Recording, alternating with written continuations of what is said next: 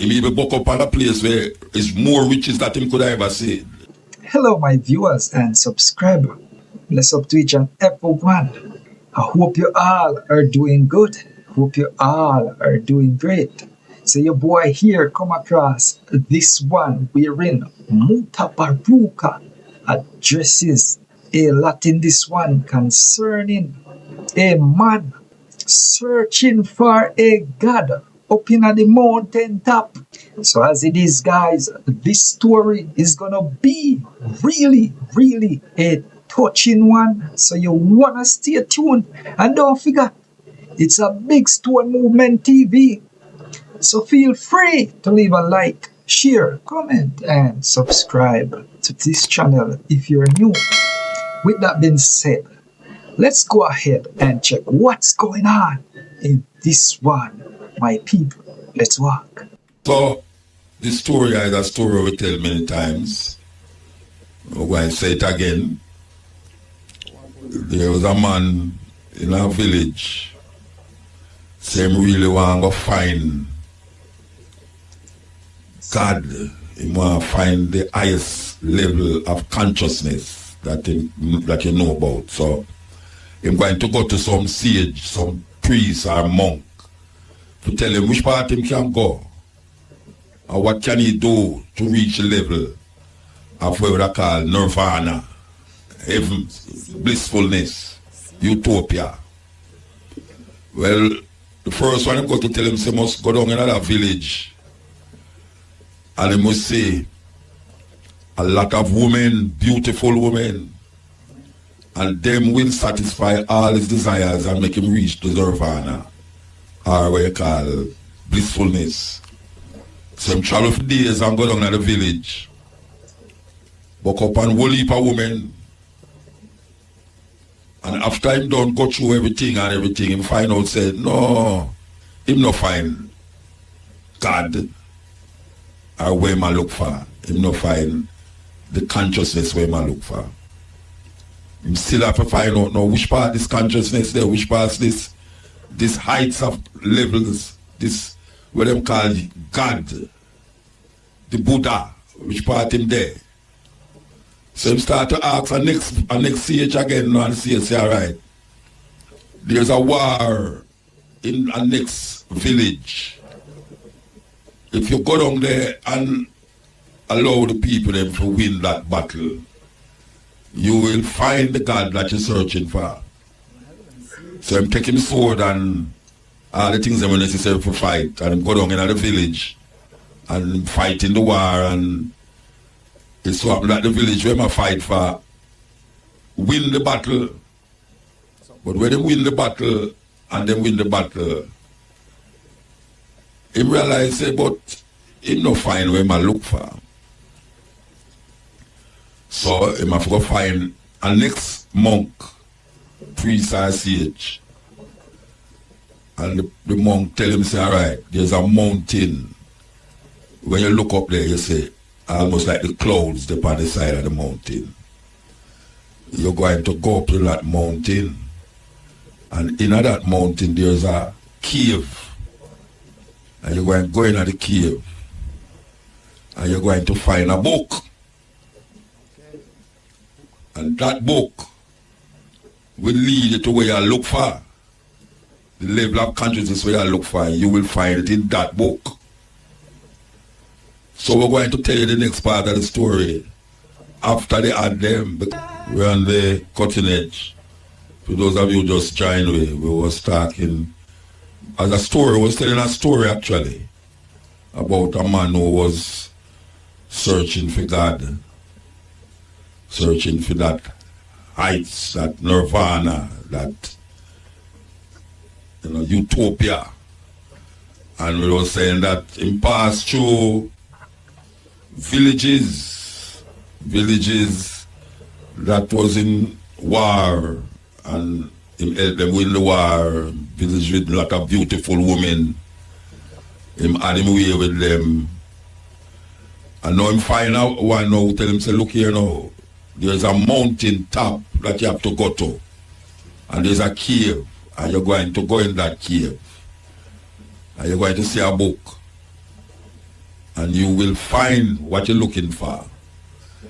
The thing is that he did have to go back through the village them, and him have to go back to where he was coming from originally. But him actually never come from the mountain top. He was right in the valley of the mountain. So him turn back and it take him days to travel. He even buck up on a place where is more riches that him could have ever see. And the riches that where him could have say, even though him see the riches and realize him could have attained that riches, it still never give him that fulfillment where I look for. That God where I look for, that search where I look for. So him reach the mountain and him decide say I'm gonna go up the mountain. And him start to trek up to the mountain till him reach a cave. When him reach a cave, him go inside of the cave. And him see the biggest book him ever see. Big book. Never see such a large book before. And him say, okay, because you know I don't know this how work because there's nobody here but me. And the monk did say, I'm going to find God up here.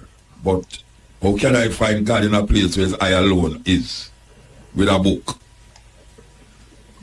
So him say, so him remember to say it, he must open the book. So him got to know, and him decides say him going to open the book. Him open the book to page 1. And what him see in the page was a mirror. And him said, this come like a game, you know. This come like a joke business. So him turn the next page and him see a mirror. And these 2 pages are reflect himself in it. And him keep turning the pages and all him say upon the pages was mirrors of himself, was reflections of himself. And him really trying to figure out what the hell is happening here now, because how can this man send him on such a long journey to find a book with mirrors, the book of mirrors that only reflect him. And then him say, a man coming out of a dark place, where them look is a see a monk, where them tell him say, must come to the mountaintop, to the cave. And him say the book, and in that book he will find God.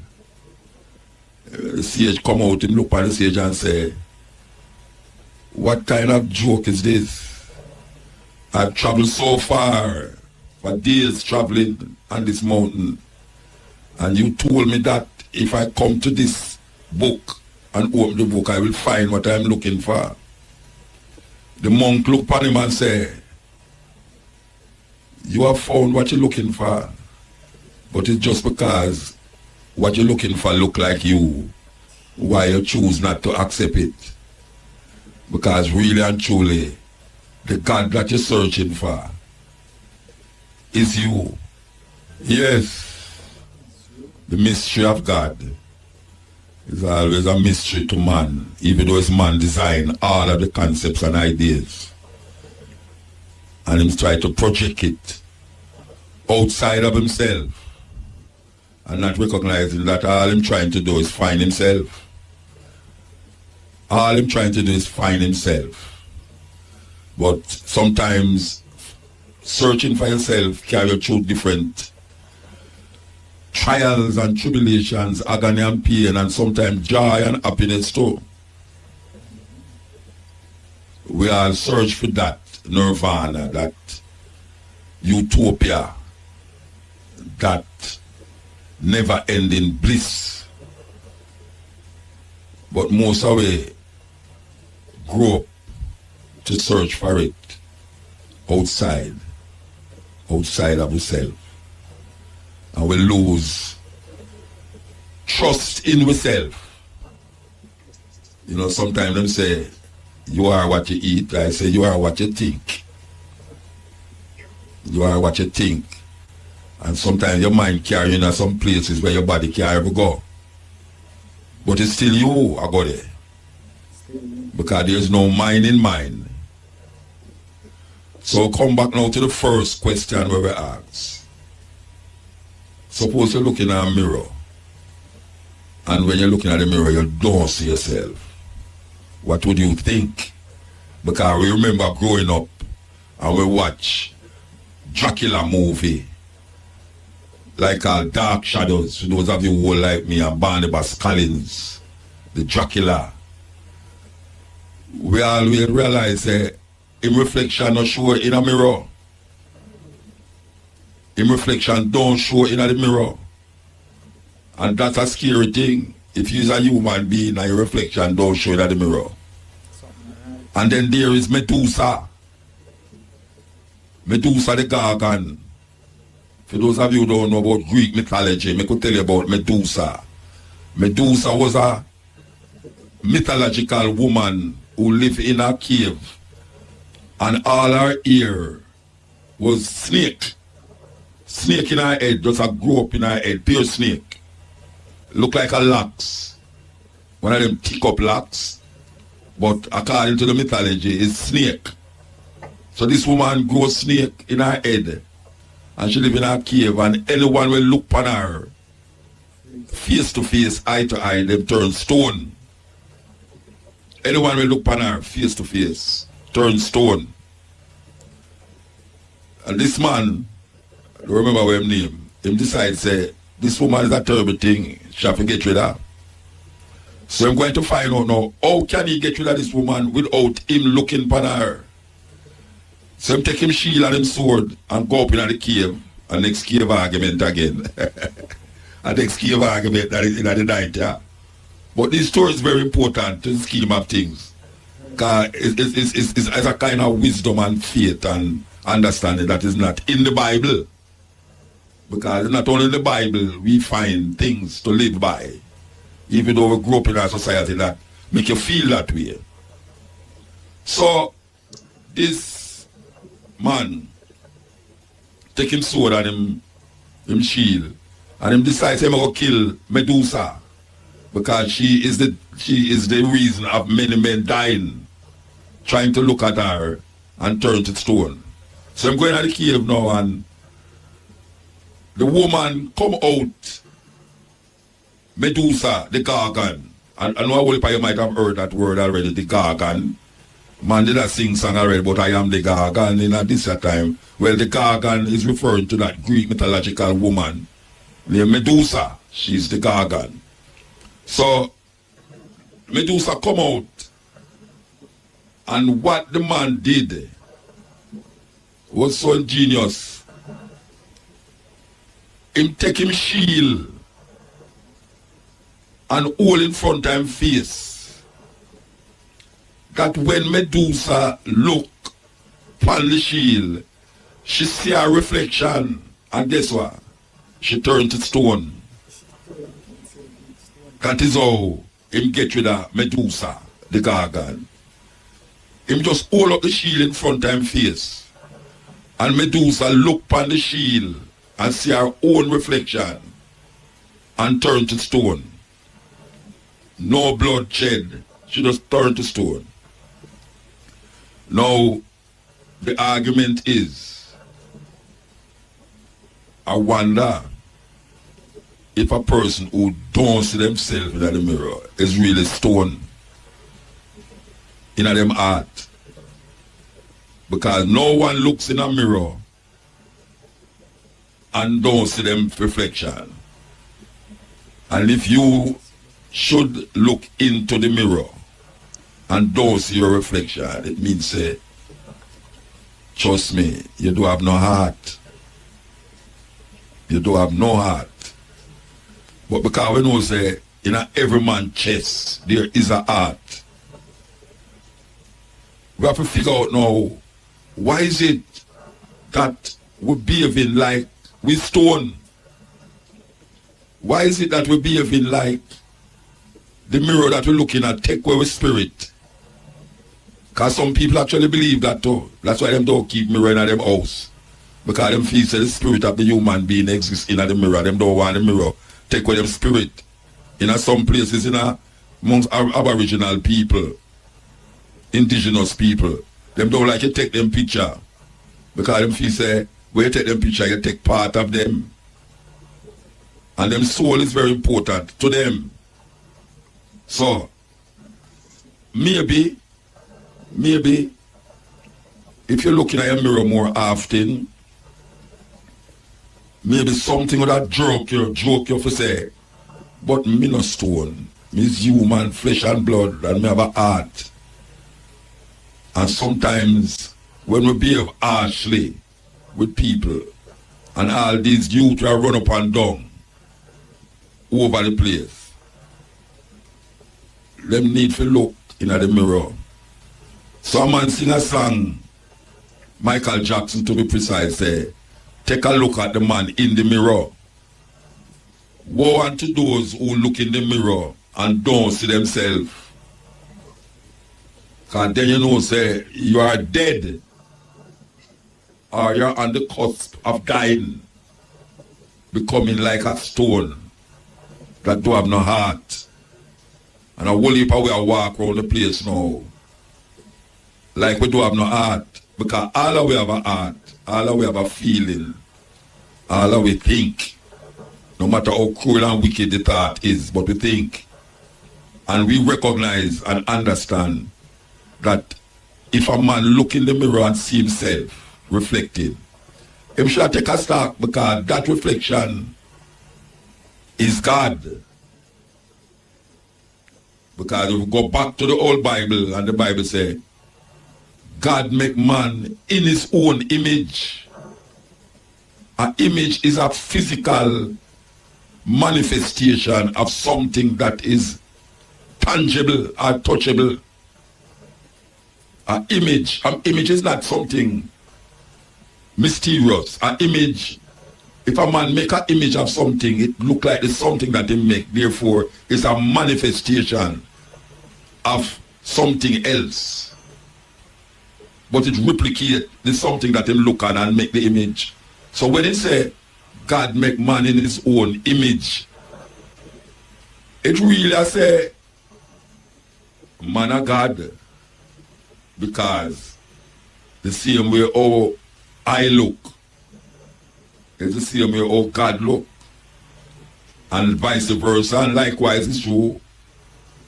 If a woman looking at the mirror and see herself, she have to come to the conclusion and say, I am God.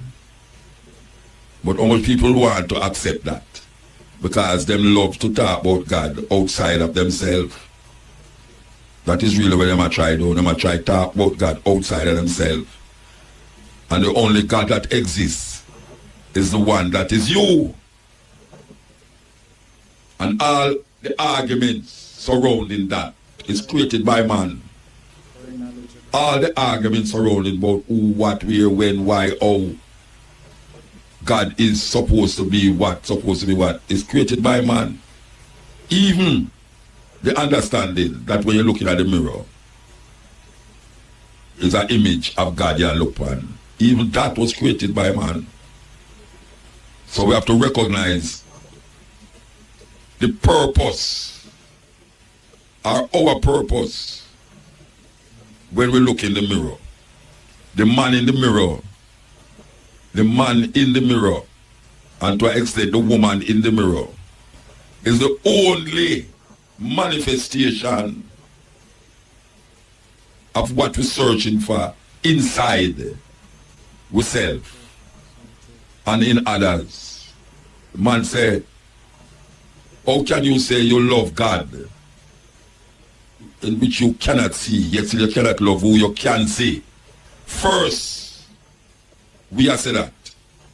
We are say you have to love who you can see first. Because who you can see is a manifestation of who you think you cannot see. That is really what it is all about. Who you can see is a manifestation of who you think you cannot see. So we have to draw up a belt and a buckle. And forget about all of the whole heap of this and the whole heap of that and the frills and the chills that put around it. You know, here some people try to give them deity all the accolades and the this and the that when you cannot make it greater or lesser than what it is. What it is what it is. It's just simple that what it is what it is. So when we look, according to the Egyptian book of the dead, or them call it the coming forth by day. To see the goodness in things, you have to see yourself in that thing. So make me repeat that. To see the goodness in things, you have to see yourself in the thing.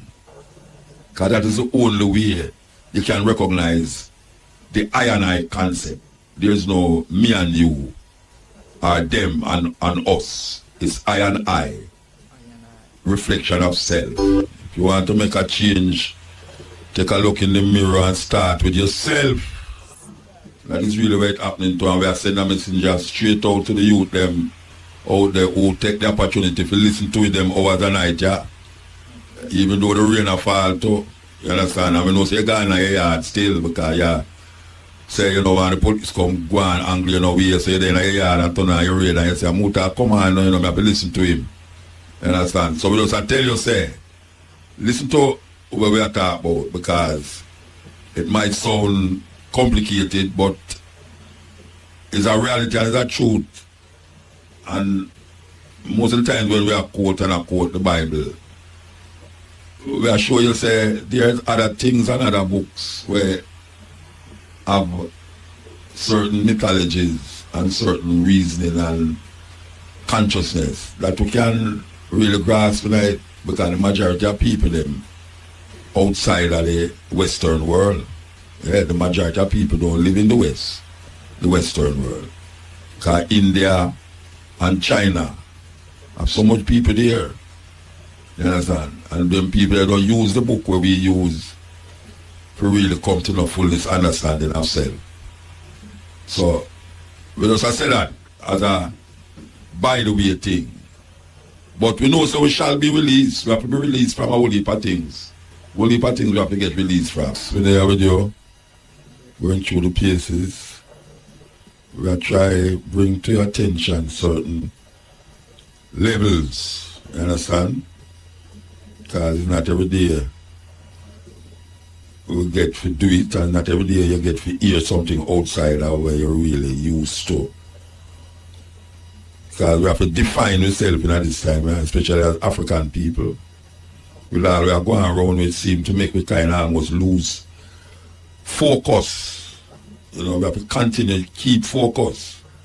The whole part distraction around you, where make you feel like that more important. Make you lose focus. So we have to say, we don't want you to lose focus. Because if you lose focus, you're going to take your eye off of the prize. And we're talking about liberation and freedom. That is what we are talking about. That's all we are talking about, really. Liberation and freedom, we're not talking about nothing else, because that is what we need. As African people, we need liberation and freedom. You know, and sometimes we make it look like we're free still. But I only probably don't know freedom, because them put you in a cocoon make you feel like say we're free. And really and truly, some little Mickey Mouse freedom, according to what Lucky do, but I say, a Mickey Mouse freedom, you know, and we sup it up. Yeah, we sup it up. We sup it up in a way where it start to become our daily bread, our daily food. And we still find ourselves in the same position and situation. Truly free is much more than what we are experiencing now. Yeah, when you're free, it's much more than what you experience. You know, when people say, well, we're talking about, we're free. What do you mean? You know, to say we're free. You know, so we have walk up and down and that. Yeah. That is where you think. That is where you think, because you don't really know what is true freedom. How it is, how it feels to be liberated. Because that is how we get trapped. We get trapped in that argument of, yeah, you know, we can go here, so and go there, so and go here, so. And that is where we take as freedom. But you cannot imagine if you come out of the cave, which is the next story about cave again. You know, the people in the cave, for them realities in the cave, you know. And them living in the cave and feel them free. Of course them free, but them free as it relates to inside of the cave. When man come out of the cave and say, But wait, there's things outside of the cave that we never experienced yet. I wonder if we don't know them story there.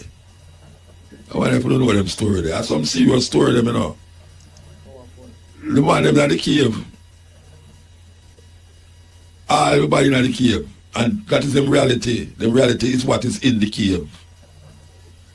And once somebody come out of the cave and go see different life and come back, come tell them. And there's one rotted. Guys like they try to take away from them freedom now by telling them say something other than what them are experiencing at the cave exists outside of the cave. Much more than what them are experiencing at the cave is outside of the cave. And him become them enemy. Yes, him go experience something outside the cave and come back and tell them, and now him become them enemy. Who tell him to tell them that? Because that is what our freedom look like. Our freedom is bound inside a cave. And you think that you're free. But the only reason why you think that you're free is because you don't know nothing outside of that confines, the confines of the cave. You don't know. You know, it's like a man in a prison and him get locked in him cell. And then him let out. If you go in the yard, go do certain activities, play football or, you know, play do what you want to. That to him is freedom. Him come out of the confines of the cave, the cell. Him come out of the confines of solitary. So to him now that is freedom, even though there's four walls that confine him to that space. And people outside of that space can tell him so there's more to be experienced outside than there inside of that space. There's more to be experienced outside of the cave than inside of the cave. But as I say, people who sometimes talk that truth about what lies beyond the cave, tend to sometimes become the enemy. Yes, sometimes you become the enemy because you speak that truth, that there's more to be experienced outside of the cave. You know, it's like, wow. So we just pass that on to the people them in the night, yeah.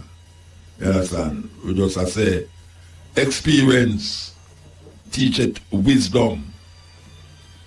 Experience not teach. Knowledge is one thing, you know, wisdom is the other. Experience is what you actually become a part of in the doing, in the realization of the thing that is happening. You become a part of it. That is experience. Knowledge is when you actually sit and get a perspective of certain things. You know, you don't have to experience knowledge. Knowledge comes through what we call now education. You get a certain education, you become knowledgeable. You know, it's like you're in a laboratory and you do a theory. Outside of the lab, you do theory. And the theory now, you have to go inside of the lab to make it get practical. Get the litmus paper them and test and do all sorts of tests to find what is practical, what can be done and what can be not, that you can't do. So people sometimes hold on theory continuously. They have a theoretical understanding of things and find themselves get clawed into it. Clawed into that. So yes, guys, this one was really an interesting story. I hope you guys did learn something, and don't forget to leave an honest opinion down in the comment section. And when you don't know what to say, it's a Big Stone Movement TV. So feel free to leave a like, share, comment, and subscribe to this channel if you are new. Bless up to each and every one. Up until then, peace out. Adios.